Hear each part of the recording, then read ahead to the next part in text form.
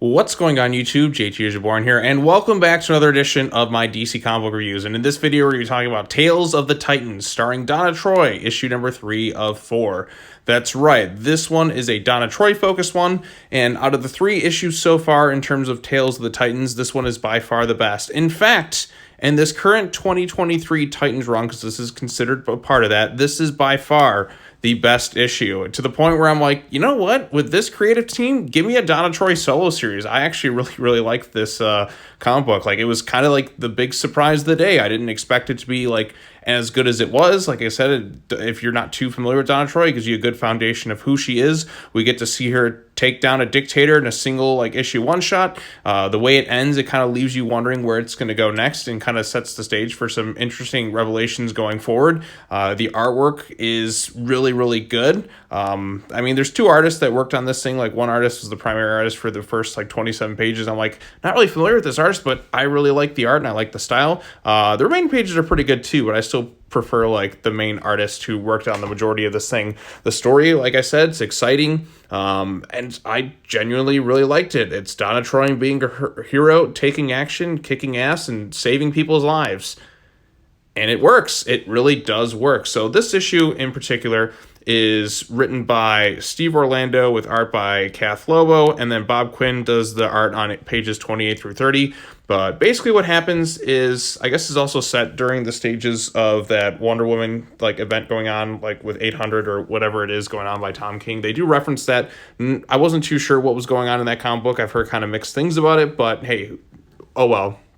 I guess like the Amazons are like extradited or something going on right now. There's an issue between the US and the Amazons, but I mean, that's kind of at the back burner of this particular issue. But anyway, so this one kind of gives like in terms of Donna Troy's origin story, I mean, with most DC comic book characters, origins have been kind of switched around, changed up and stuff. But this kind of gives you a good idea who she was. She was a child who was abandoned, and then like she's kind of raised a little bit by Wonder Woman in a sense, like, you know, as a sister, a warrior and all that. And then she became like Donna Troy. We do see her hobbies, which include photography. She's at a fashion show, and then during which she gets an alert about some issues going on in Markovia, and she's not going to stand by and watch as innocent people are basically being like turned into slaves, if you will, like within the country of Markovia.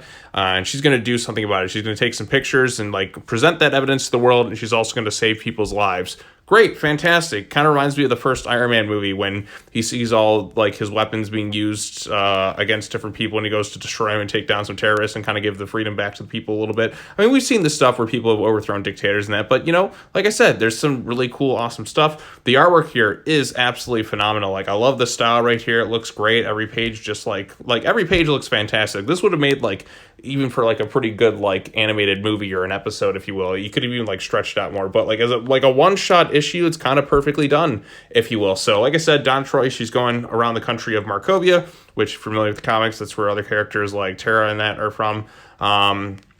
So she's there. She faces off against like this one bad guy and like his minions. Like, her horse comes in at some points, and eventually she comes toe-to-toe with Baron Bedlam, who's kind of like claimed that power, and he's pretty much enslaved his own people. And Donna's there to try and help like take this guy down and bring the freedom back to the people who have been enslaved under this vicious dictator, who I guess like his family like even knew about Hitler and kind of worked under them or something, but it really doesn't matter. You get to see Donna Troy kick a lot of ass, and it's really great. Like I said, she's eventually able to kind of stop the guy, and then through the help of like other characters, they're able to kind of bring freedom, if you will, back to the people of Markovia.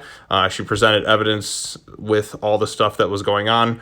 And the finale of the issue has her kind of talking with Nightwing, and they have a nice little conversation with each other. And she also gets a letter from someone claiming to be her father, and that leaves it kind of ambiguous for future issues, if you will. So I'm excited to see where it goes from there. Like, somebody who claims to be Donna's father, that'll be kind of interesting to see that explored. But like I said, this is a gorgeous looking comic book from start to finish. The story is easy to follow. It makes sense. It's exciting. And you get to see a hero just going in and being heroic. She's not like enacting your will really on people. It's not like in Superman Son of Kal-El, where John just kind of stands by and just doesn't really do much with Injustice Superman. He just kind of hugs him, and he's like, oh, that'll stop it, and he just kind of up and leaves. No, this is her. She's like, she sees people being hurt. She takes down the dictator, but it's not like she's like becoming a leader herself. She's just trying to like help people who have been put in a bad state where they're basically like being tortured and being turned into slaves, if you will. She's freeing people, and she's doing good heroic things. She's not going to sit around, wait for anybody else. She's going to go in and kick ass and, she's going in, taking action, kicking ass, and all that other great stuff. So, like I said, if you're a Donna Troy fan, I can't see why you wouldn't like this thing. I mean, it gets her character down, pretty well. The artwork, I think, looks really, really good. I'm surprised I'm not too familiar with this artist, in some of their other work. But, like I said, whoever it was did a really tremendous job in this thing. And I think this probably is my favorite comic book I read today, which is, like I said, the big surprise to me, because I didn't really expect this one to be, as good as it was. Because the other two Tales of the Titans one, the Starfire one's all right. The Raven one's I liked a little bit more, but it's not amazing per se. And some of the other issues within this current Titans run haven't been all that spectacular. Now, I did think Titans issue 3 was the best of the bunch, but nothing all that amazing. Now, this issue, this is a really solid comic book issue. And I haven't read a Donna Troy story in a while, but with this creative team, I actually wouldn't mind an ongoing, why can't this writer take over the Titans book? I mean, this is by far the best of these Tales of the Titans storylines that we've gotten so far. It's only going to be 4 issues in terms of this thing, but I don't think the Beast Boy one's going to be quite as good as this one. I mean, who knows? I could be wrong. Each one has gotten better. I'd like to be surprised to find out if the Beast Boy one is actually, even better, but this one, like I said, fired on all cylinders. Is a quick one-shot, and it left the door open for some potentially interesting stories with Donna meeting her potential father, and it was exciting. It gives you a reason to root for Donna Troy. I don't know. Like I said, this is a really solid comic book, and it made me want to see more with this creative team if they're going to write Donna Troy. Like I said, it's the most I've enjoyed an Amazonian-based character in quite a while.